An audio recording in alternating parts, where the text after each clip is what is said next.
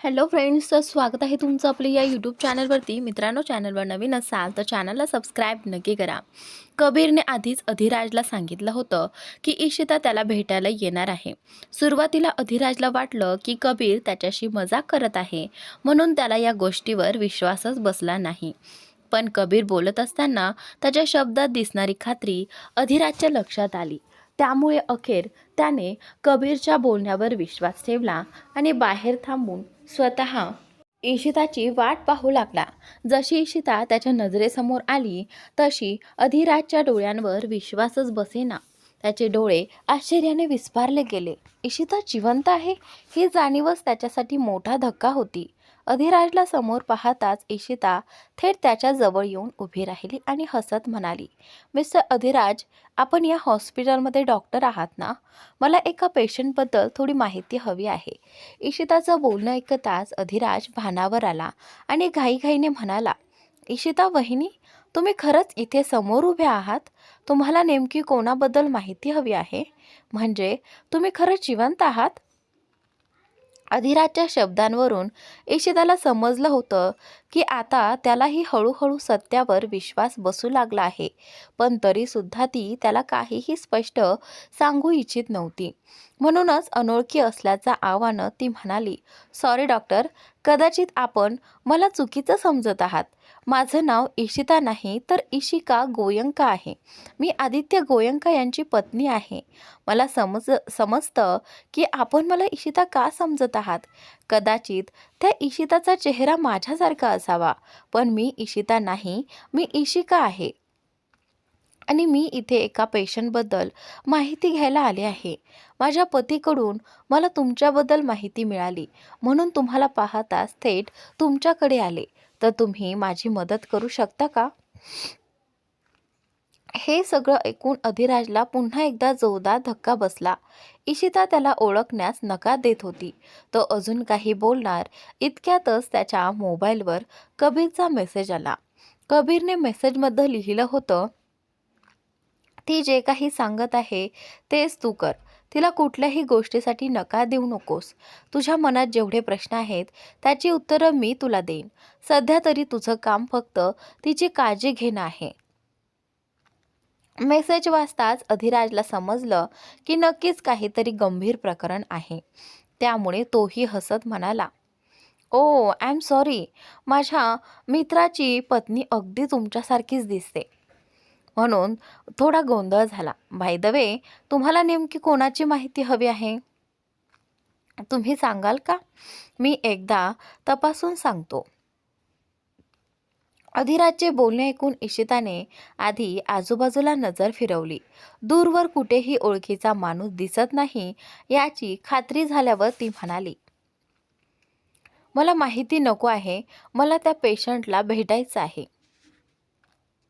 इशिकाचे हे शब्द ऐकताच अधिराजला समजलं की इशिताला नेमकं कोणाला भेटायला आली आहे. तरीही अनोळखी असल्याचा आव्हान तो म्हणाला, पेशंटला? पण मॅडम, तुमचा इथे कोणता पेशंट ॲडमिट आहे? कारण मी तुम्हाला इथे पहिल्यांदाच पाहतो आहे. मला माहिती आहे थोड्या वेळापूर्वी मी तुम्हाला इशिता मॅडम म्हणालो होतो, पण ती माझी गैरसमज होता. तो आता क्लिअर झाला आहे, म्हणूनच विचारतोय, तुमचा नेमकं कोणता पेशंट इथे दाखल आहे? अधिराजला हे माहिती होतं की समोर उभी असलेली मुलगी जर इशिताच असेल तर ती स्वतःच सांगेल की तिला अनयाला भेटायचं आहे, आणि जर ती इशिता नसेल तर ती कुणा दुसऱ्यालाच भेटायला आली असेल. तो तिच्या उत्तराची वाट पाहू लागला.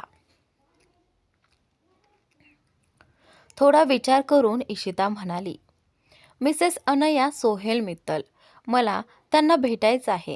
आत्ताच मी मिस्टर कबीर खन्ना यांच्या कंपनीत गेले होते.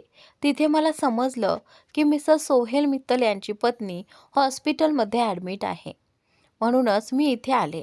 मला फक्त हे कन्फर्म करायचं आहे की ते खरं बोलत होते की खोटं. मला माझ्या पतीला कोणत्याही भ्रमात ठेवायचं नाही, म्हणून मी स्वतः खात्री करून घ्यायला आले आहे. हे बोलताना इशिताला मनातून वाईटही वाटत होतं. ती स्वतःच्या भावावर संशय का घ्यावा? सोहेल खोटं का बोलेन की अनया हॉस्पिटलमध्ये आहे? इशिताला माहिती होतं की अनया खरंच हॉस्पिटलमध्ये दाखल आहे आणि सोहेलने तिला खोटं सांगितलेलं नाही. पण तिच्याकडे दुसरा पर्यायच नव्हता. तिला कुठल्याही परिस्थितीत अनयाला भेटायचं होतं आणि त्यासाठी हे कारण देण्यावाचून दुसरा मार्गही नव्हता.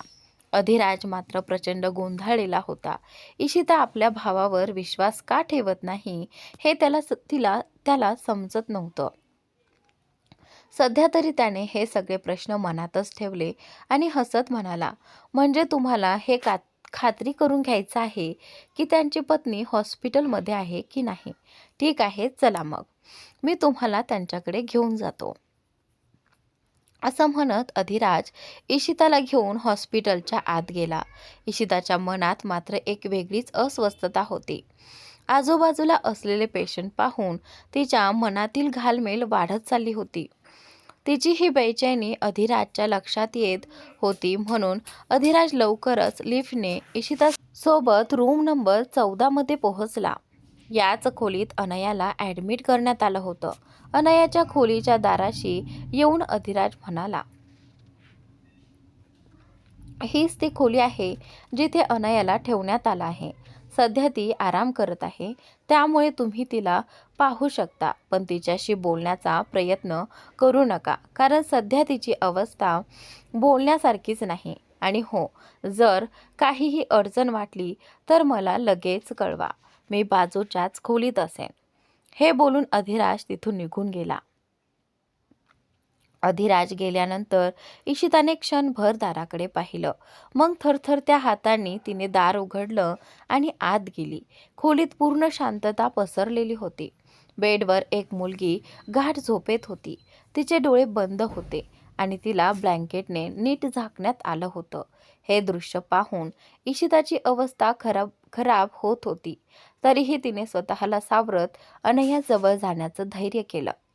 थोड्याच वेळात ती अनयाजवळ पोहोचली आणि तिच्या चेहऱ्याकडे पाहू लागली.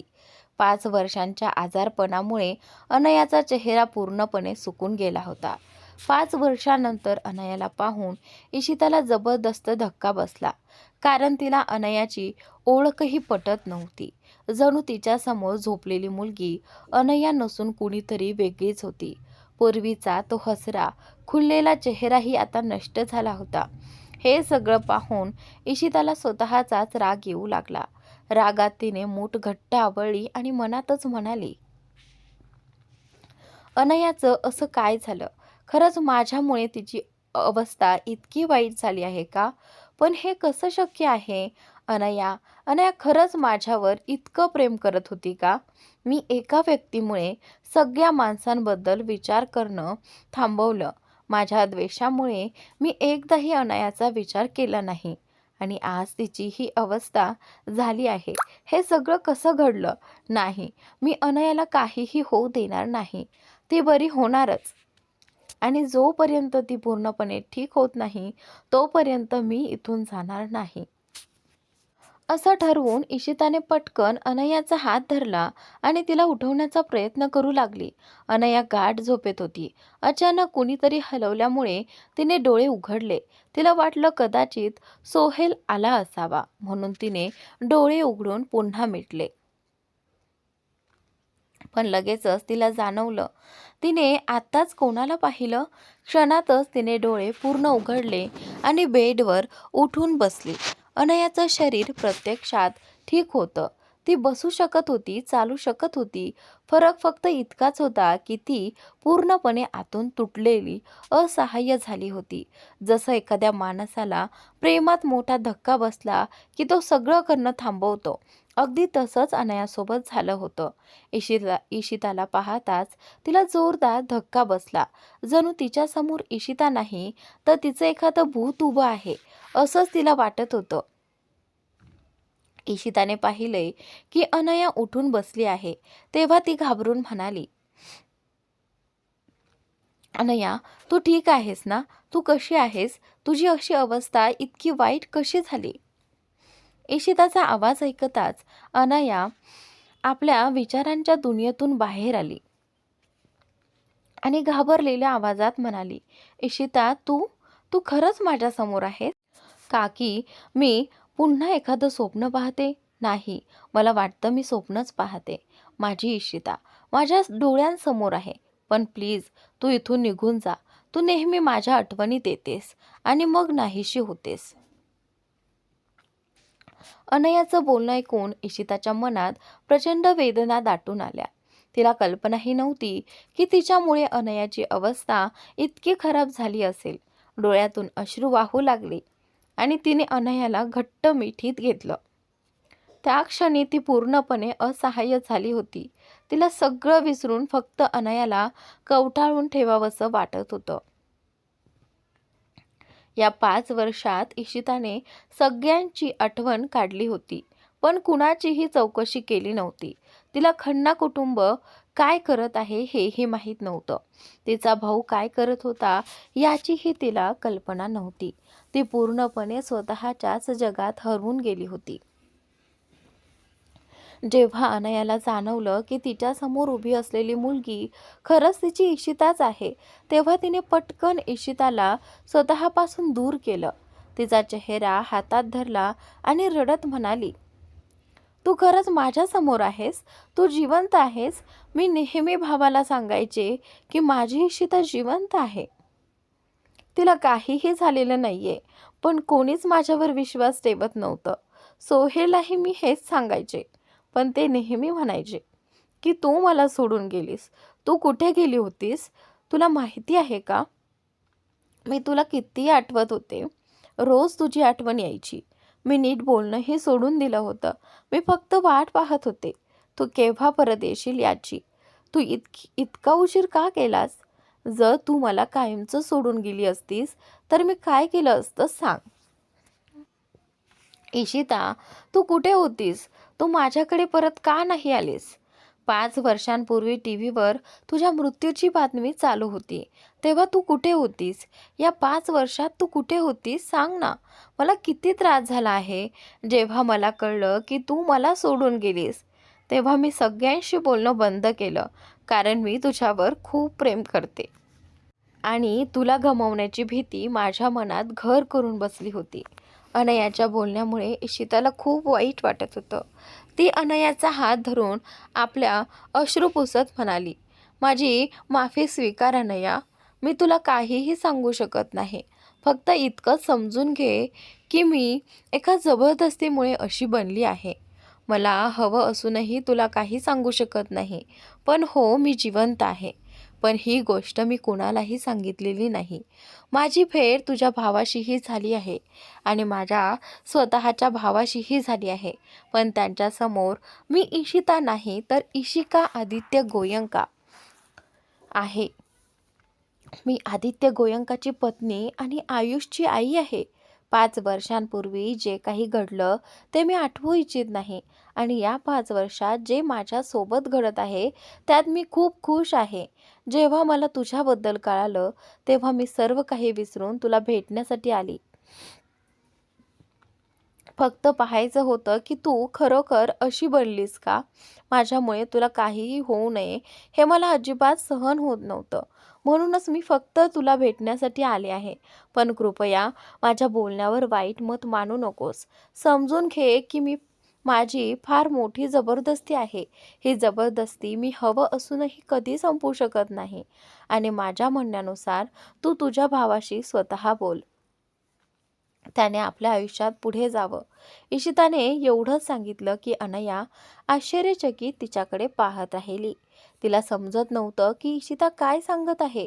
त्याआधी किती काही सांगू तेव्हा खोलीचा दरवाजा उघडला आणि एक कडक धमकीभरी आवाज ऐकू आला. तू कोण आहेस जी माझ्या आयुष्यात कुणाला आणण्याचा विचार करतेस? माझ्या आयुष्यातून निघून गेल्यानंतर तुला वाटतं का की मीही तुझ्यासारखी कुणाला घेऊन येईन? तुला सांगून सांगून ठेवते, मी तुझ्यासारखा खालचा माणूस नाही. जर मी माझ्या इशितावर प्रेम केलं आहे तर मी दुसऱ्या मुलीबद्दल कधीही विचार करू शकत नाही. आणि अखेर आता तू किती वेळा मला खोटं सांगणार आहेस? मी तुला पहिल्यांदाच पाहून सांगितलं होतं की तू माझी इशिता आहेस. पण तू नेहमीच म्हणालीस की तू माझी इशिता नाहीस. पण माझं हृदय म्हणत होतं की तू खोटं बोलतेस. आता काय सिद्ध करायचं आहे? कोणतं खोटं बोलायचं आहे? अशी कोणती जबरदस्ती होती ज्यामुळे तू सगळ्यांना विसरून गेलीस, सगळ्यांना सोडून गेलीस? आणि आज जेव्हा सगळे भेटत आहोत तेव्हा तू सुद्धा आमच्याकडे येत नाहीस. अखेर कारण काय आहे? कबीरचा आवाज ऐकून इशिताची नजर मोठी झाली. ती लगेच मागे वळून कबीरचा भयावह शैतानी चेहरा पाहिला. या क्षणी कबीरचे डोळे रागाने लाल होत होते. तिला अजिबात वाटलं नव्हतं की कबीर अचानक तिथे पोहोचेल. आता कळत नव्हतं की कबीर आणि सोहेलनी अनयाबद्दल हे सगळं जाणून बुजून सांगितलं होतं, ज्यामुळे अनया भेटण्यासाठी रुग्णालयात येईल आणि तो देखील तिचा पाठलाग करून इथे पोहोचेल. इशिताला समजत नव्हतं की कबीरच्या प्रश्नांना काय उत्तर द्यावं. कारण एवढंच झालं होतं की कबीर समोर तिची खरी परिस्थिती आली होती. कबीरने इशिताच्या चेहऱ्यावर चिंता पाहून स्वतःच्या रागाला शांत करून तिच्या समोर येऊन तिच्या चेहऱ्याकडे पाहत म्हटलं, सांग, अखेर तू का चूप झालीस? माझ्या प्रश्नाची उत्तरं द्या. तू असं का केलं? तू मला सोडून गेलीस. गेली म्हणजे गेलीस. पण एकदाही माझा विचार केला नाहीस. जर माझा नाही तर किमान माझ्या कुटुंबाचा, माझ्या बहिणीचा तरी विचार केला असता. माझी बहीण, जिची अवस्था इतकी वाईट झाली होती, ती सुद्धा फक्त तुझ्यामुळे. तू जाताच माझी बहीण 5 वर्ष रुग्णालयात राहिली. माझ्याबद्दल तुला काही सांगणार नाही. मी माझं आयुष्य कसं जगलं ते फक्त मला माहीत आहे. आणि तुझ्या या सगळ्या वर्तनामुळे मला असं वाटतं की तू आता फक्त माझ्यापासून राग घेतेस.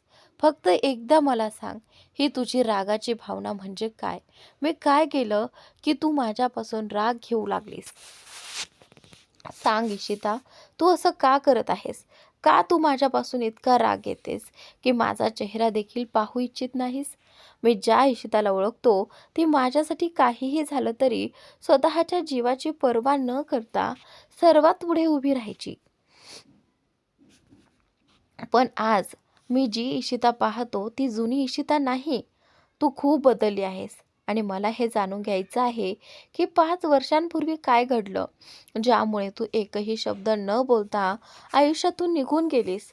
जणू काही तुला आम्हाबद्दल काहीच काळजी नव्हती. कबीरच्या बोलण्यामुळे इशिता एकदम स्तब्ध झाली. तिला समजत नव्हतं की कबीरच्या प्रश्नांना काय उत्तर द्यावं, कारण एकीकडे तिची खरी ओळख कबीर समोर आली होती. आता ती हवं असूनही खोटं बोलू शकत नव्हती. अनया ही कबीरकडे तर कधी इशिताकडे पाहण्याचा प्रयत्न करत होती. अनयाला काही समजत नव्हतं की शेवटी काय घडत आहे. ज्या प्रकारे इशिताने तिला अर्धवट गोष्टी सांगितल्या होत्या त्यातूनही तिला काही समजत नव्हतं. अशा वेळी कबीर इशिताच्या समोर उभा राहिला. तिच्या चेहऱ्याकडे पाहत डोळ्यात डोळा टाकून पुन्हा म्हणाला, काय झालं? आता बोलायला काही उरलं नाही का? किंवा काहीतरी नवीन विचारत आहेस? शेवटी तुला ती कथा बनवायची होती. शाळेत जशी तू कथा तयार केली होतीस, तू कशी सिद्ध करत होतीस की तू खरंच माझी इशिता नाहीस. पण मी एकाच गोष्टीवर अडकून राहिलो, कारण मला ठाऊक होतं की तूच माझी इशिता आहेस. सांग इशिता, तू हे सगळं का करत आहेस? जेव्हापर्यंत तू मला खरी गोष्ट सांगणार नाहीस तोपर्यंत मी तुला इथून जाऊ देणार नाही. आणि तुला माहीत आहे, कबीर खन्ना एकदा काही सांगितलं की तो ते करतोच. कबीरच्या बोलण्यामुळे इशिता घाबरली होती. तिला ठाऊक होतं की कबीर एकदा धमकी देतो की ती पूर्ण करतो. या क्षणी इशिता कबीरच्या डोळ्यांमध्ये एक अपराधीचं प्रतिबिंब पाहत होती. अशावेळी इशिताने एक नजर कबीरकडे टाकली आणि तिथून निघून जाताना म्हणाली, मला या विषयावर काहीही बोलायचं नाही आणि तुम्ही प्रयत्न करा की माझ्यापासून दूर राहा.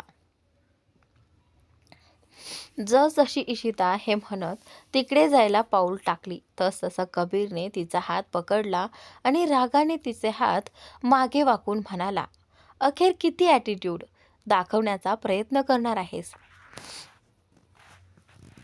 खरं का नाही सांगत? आता जे काही समोर आलं आहे ते लक्षात घेऊन तुला सांगावंच लागेल की 5 वर्षांपूर्वी तू मला सोडून का गेलीस आणि नंतर दुसऱ्या पुरुषाशी लग्न का केलं. लग्न म्हणजे लग्न आणि तुम्ही मुलं देखील केलीस. माझ्यासोबत तुला आनंद मिळत नव्हता का?